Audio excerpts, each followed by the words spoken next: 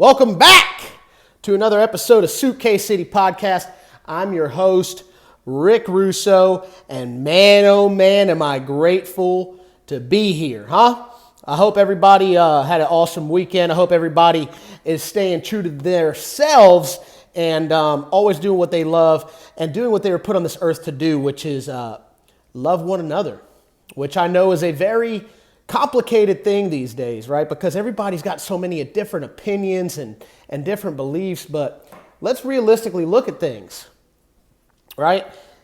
No matter what's gone on in time, we've had all these different religious groups and all these different groups of people slaughtering one another, killing one another.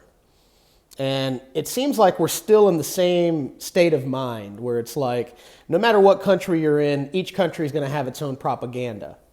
So no matter what religion you are, no matter what your personal beliefs are, just remember this. If you're not following the code of love, and I'm not some hippy dippy over here, bro. I'm just, I'm looking at things as a whole, and things aren't going to ever get better until we can unite. It's just not. So I'm going to leave it at that. We got a great episode for you today. Diddy, yes, he did beat most of his charges. Now, I, for one, have no idea what's going on because I wasn't there. I was never at one of these Diddy parties, nor would I ever attend one because, let's face the facts, I don't like looking at other guys' junk. So that automatically dismisses me from the invite. You know what I'm saying? Number one. Number two, I'm not fond of baby oil. It's not a cool consistency to have on your fingertips, let alone your cheeks. So no thanks. Don't invite me to the next one because he's going to have new ones, bro. Like, that's what people don't understand. The parties are going to continue. He got away with it. More cases are already being shipped to his house of baby oil. He's going to continue to use those. And there's people parading around the streets. I don't know if you guys have seen this or not, but there's grown-ass men in suits in the heat of summer just hosing one another down and other women and this stuff. And everybody just rubbing it on their bodies. And it went from everybody hating on them to now everybody celebrating on them again. Y'all are confused as a group of people, I think. And as a group of people, I mean Americans. It's like the second he beats the case, he's cool again. But the second he's in there, everybody hated on him, whatever. Enjoy yourself, I guess. But just know, all that money ain't going to save nobody in the afterlife. Amen. So that's enough of him. We've talked about him plenty. Let's move on to something that's actually cool. Ozzy Osbourne had his farewell concert. Man, bro. You could tell who in the Hawaiian scene is a real Hawaiian. And I'm saying that because we know there's a few that enjoyed taking advantage of that fire situation and buying a bunch of land out there. But Jason Momoa is not one of them, bro. He's out there in the pits, baby. Moshing away. Circle pits, going crazy. He was right there with the fans. And he is a person who really could care less about like, oh, am I going to get, you know what I'm saying? He's too big, bro. Ain't nobody can even reach his pectorals. You know what I'm saying? They can reach some hamstring zone. I'm sure at least a couple people got a squeeze on him, but he was fine with it. And man, you had Yungblud who, man, let's talk on that guy for a second. He might dress weird, but man, does he stand for rock and roll? Does he really care about his fans? Absolutely. And this guy's got a voice and a half on him. He paid tribute. He had a custom crucifix made for Ozzy. And, he had Guns N' Roses there. God, bro. And you just had these powerhouses. I mean, Tom Morello, Slash. You had the original Black Sabbath lineup of Iommi and Bill Ward. I mean, these guys were just awesome. And I think it's important for us as a human race also to get back to music and enjoying music when you're there instead of holding up your phone. Oh, I need to film it. Bro, when you get with a group of people like that, and we're all comprised of energy, we're all made out of stardust, we're all this atomic being, and we're all And we're all related, you know, and that might sound weird because we bang each other and stuff and we reproduce, but we are spiritually related to one another. And when you're in these atmospheres, glow gang, baby, repping that dang Chief Keef.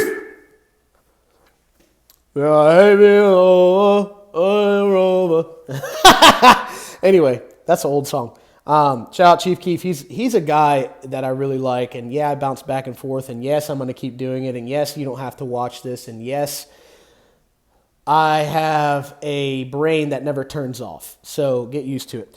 Chief Keef is a guy I really like because, number one, he escaped adversity. Number two, he stays true to himself, man, and he lives like, you know, he's still 17, and he has that youth about him, and I really appreciate that. You know, I really, really do. So back on that dang, on that kick of us being one, you know, when you're present at a concert, unless it's one of these lame ones, you know, that a lot of y'all like, and I'm not going to drop any names, but there's a few skinny white girls that I could probably never go see live because they were bought out by Pfizer. I'm just going to keep this moving.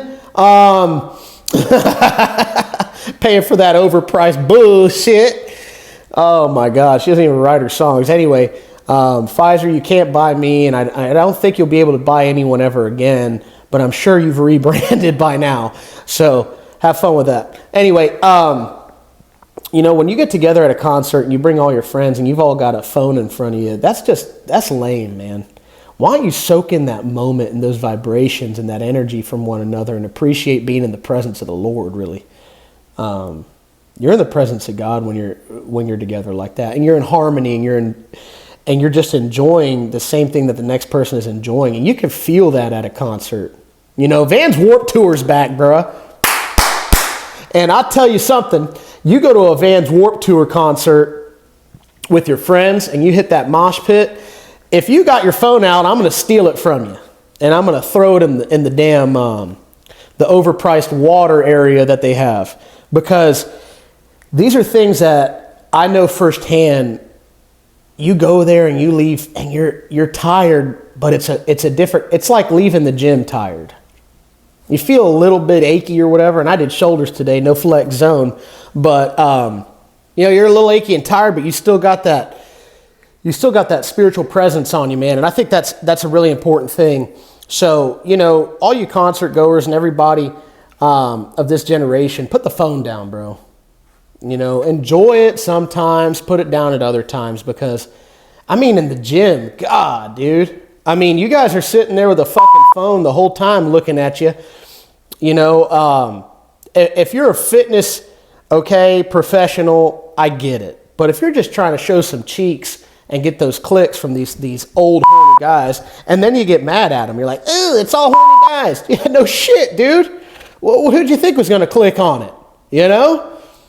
The owner of Baskin Robbins? Yeah, Cristiano Ronaldo? No, he's got way hotter women than that. So, anyway, put the fucking phone down sometimes. That's what I'm trying to talk about.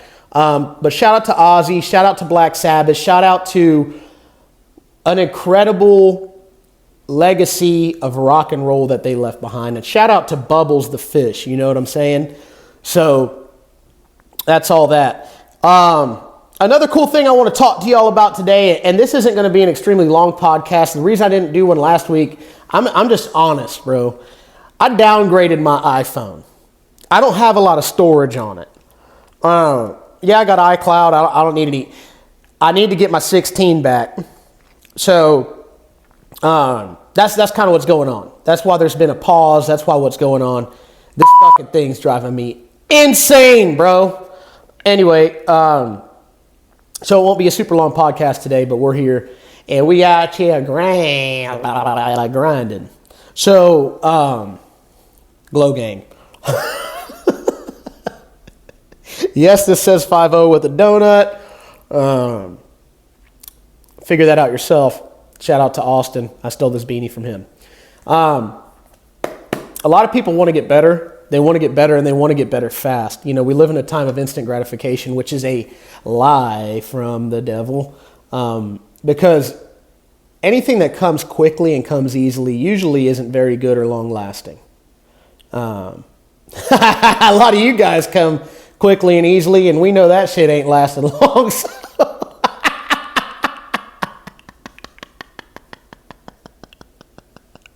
Get your stamina up. Presented by Blue Chew. Do some cock push-ups or something and get your stamina up. But today we've got a little something I want to talk to y'all about, and it's called the compound effect, okay? Get this novel. You want to get better at something, it takes time. Get 1% better at it every single day. You want to start waking up at 6 a.m. and you're used to waking up at 8 a.m., don't get up tomorrow at 6 a.m. Your life's going to suck. Get up tomorrow at 7:59. The next day, 7:58. The next day, 7:57, and so on until you reach that mark of 6 a.m. It's a compound effect. It's a snowball effect of life. So you've got all these different things going on in your life, and you're going to change it all abruptly. You're going to crash and burn. You're going to crash and burn, you're going to get burned out, and then you're going to wonder what the hell happened. You're going to go back to your old ways, and you're going to stay stuck in this cycle forever, and you're never going to achieve what you want to achieve. I've been there. Take it from me. So the compound effect teaches us about getting that 1% better every day. And Luna, come here real quick, baby. Come here, sweetie. Come here. Up. There she is. That's my girl, huh? That's my Lou. She wants to cuddle so bad. He wants to cuddle so bad. Give him a little sniffy sniff. That's my girl. All right, go. Go. Good girl. So, I just wanted y'all to see my awesome dog. No, she doesn't practice a compound effect. She has an internal clock. She's an animal. Anyway, you want to get better at something, let's start with the gym. You want to start at the gym, right? You're not going to go in there your first day and go in there and do an hour and a half workout and absolutely annihilate your body and be sore for 6 days and never work out again. That's usually what happens. These people, I'm going today, I'm going. And they go and they never go again. That's why. Do a short workout, something you can be proud of. Get in there, do it, show up, hydrate, leave, change your diet slowly. Don't go from eating McDonald's every day to only vegetables. Your body's going to go into shock. Just stop eating McDonald's. Make a burger at the crib, Anyway, slowly get better with things. Slowly advance yourself. Stop trying to rush everything. We live in a society where we're trying to rush to do freaking everything, and that's why we all die so young here and why everybody else lives forever, because they take it easy, bro. We're always in a rush and freaking out in this country. Oh my God. Enough propaganda, bro. Boom, bam, immigration. Oh my God, explosion. What do we do? And then, they pass all these things while we're distracted. If I didn't have kids, I'd be a full-blown anarchist still. But I got kids, so got to fall in line a little bit. But stop paying attention to what everybody else does. Okay? You're waking up, you're scrolling on your phone immediately, you're looking at abs and fat asses, and of course you're going to hate on yourself, bro. Why don't you look at yourself in the mirror and say, I'm enough today. I'm awesome. I'm not going to eat McDonald's today. I'm not going to do cocaine today. I'm not going to drink excessive amounts today. I'm not going to do these things that I am addicted to. But you got to slowly get there. 1% better every day, baby. I love each and every one of you. I'm sorry for the fast episode. We will be getting back. I got some money coming. We're going to get the proper hookup, the proper everything. I got the microphones. I got all that fun stuff. I do need to get a new Mac desktop. I do need to get a new iPhone. I need to get a few things that are essential to doing what I do and what I love to do, because this is something I like to do. I don't do this because other people do it. I do it because I genuinely enjoy doing it. And it's not for everybody, man. So listen, if this isn't for you, turn it off. If it's for you and it applies, listen to the whole thing. Okay, please, bro. Because, oh my God. You know how many people I get to hear that this helps? And then there's that flip of that coin. There's always the 1 out of 100 that are like, oh, why'd you talk about this? What do you mean, why? Why'd you say it like that? Because what I do as a comedian, as a podcaster, is I say the things that everybody's thinking about that they're scared to say. Ew! Pretty sure my toes got a little cliffhanger on it now. Stop being scared to be yourself, man. It fucked me up for most of my life because I was trying to fall in line with what everybody else believed that I should be doing. It's your life, baby. Take it by the horns, and as long as you're with God, and as long as you got that spirit in you, and as long as you got that dog, that fight in you, you're going to be all right. I love you. Stay blessed. Tune in next week. We will have another episode. Later.